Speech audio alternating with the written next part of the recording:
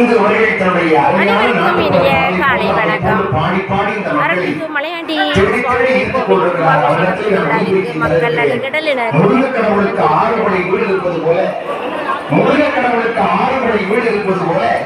விநாயகர் பெருமானுக்கும் 6 படை வீடு இருப்பதாக நம்முடைய பெரியவர்கள் சொல்லியிருக்கிறார். விநாயகர் பெருமானுக்கு 6 படை வீடு இருக்கு.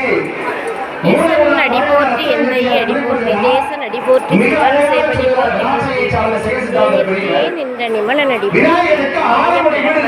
மன்னன் அடி பிறவி பெருங்கடலை கடந்து வருவதற்கு இறைவனுடைய திருவிழை படகாக தூணியாக கரையில் மக்கள் வீடு இவருடைய திருவடிகளே சரணாகதி.